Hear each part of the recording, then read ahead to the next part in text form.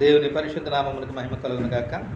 ప్రభునందు మిక్కిలి ప్రియమైన వారలారా, ఈ ఉదయకాల వాక్య ధ్యానంలో మనం యెషయా గ్రంథం 55వ అధ్యాయము 1-2 వచనాలు చదువుకొని దేవుని వాక్యాన్ని ధ్యానించుకుందాం.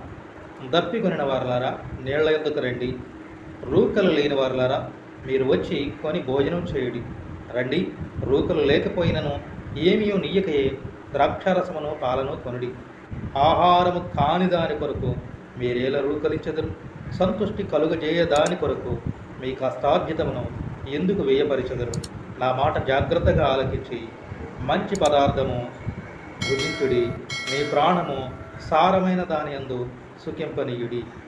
మనిషికి జీవితంలో తీరిన దాహాలు ఎన్నో ఉన్నప్పటికీ మనుషులు ఆలోచించవలసింది ఈ లోక సంబంధమైనటువంటి వారికి అవసరమైన పరిస్థితులు, వనరుల కోసం కాదు, కానీ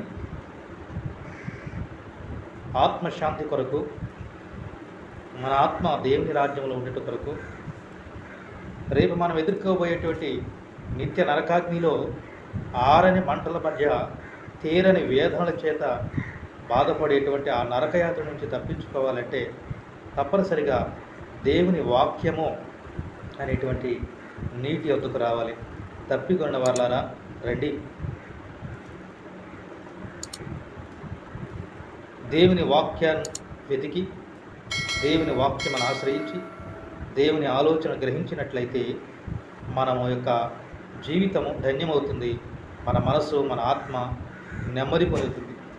కానీ నేటి ప్రస్తుత పరిస్థితులు ఆ విధంగా లేవు. ప్రజలు ఆహారం కాని దాని కొరకు తమ యొక్క కష్టార్జితాన్ని వ్యయపరుస్తూ వ్యర్థంగా జీవిస్తూ ఉన్నారు.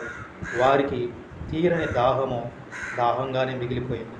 కాబట్టి ప్రియమైన వారలారా, శాశ్వతుడు, నిత్యుడు, సృష్టికర్త అయినటువంటి దేవుడు తన మాట అనేటువంటి నీటి ఓట ఎందుకు రమ్మని మనల్ని ఆహ్వానిస్తూ ఉండగా, దేవుని వాక్యమని వినిగ్రహించి సంతుష్టి సహితంగా దేవుని వాక్యం అనేటువంటి నీటిని తృప్తిగా పానం చేసి మన ఆత్మకు నెమ్మది, శాంతి, ఈ లోకంలో ఆనందము, సంతోషము, సమాధానం చేత జీవించదుముగాక.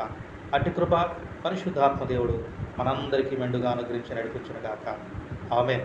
పరిశుద్ధుడైన తండ్రి, ప్రేమ నమ్మకం కలిగిన మా యేసయ్య, దప్పికొనిన వారలారా, నీళ్ల ఎందుకు రండి అని చెప్పినట్లుగా ఈ లోకంలో తీరని దాహాలు ఎన్నో, వాటన్నిటి కొరకు ఎన్నో రకాలుగా పరిగెడుతున్న మనుషుల గురించి మీరు చక్కని ఉపదేశాన్ని ఉదయకాలం మాతో అయా పంచుకున్నందుకు వందనాలు, స్తోత్రాలు. నీ వాక్యం అనేటువంటి నీటి ఓట ఎందుకు నాయన ప్రజలను ఆహ్వానిస్తూ, ప్రజలకు తండ్రి సంతుష్టితమైనటువంటి, సమాధానకరమైనటువంటి, తృప్తికరమైనటువంటి నీటిని అనుగ్రహించి, శాంతిని అనుగ్రహించడానికి మీరు సిద్ధంగా ఉన్నారు. ఇటు అనుభవాన్ని సంపాదించుకోవడానికి ప్రతి కుటుంబము నాయన నీ యొద్ద చేరి నీ మాటలు విని నేర్చుకుని అనుసరించి దీవించబడే కృపణ సహాయం చేయమని, వారి జీవితంలో సంతోషము, సమాధానము, మోక్ష రాజ్యములో చోటు దక్కించుకోవడానికి మీ అందరి విశ్వాసం చేత బిడ్డలను బలపరచమని యేసు పరిశుద్ధ నామమును వేడుకుని ప్రార్థిస్తున్నాం మా పరమ తండ్రి. ఆమేన్.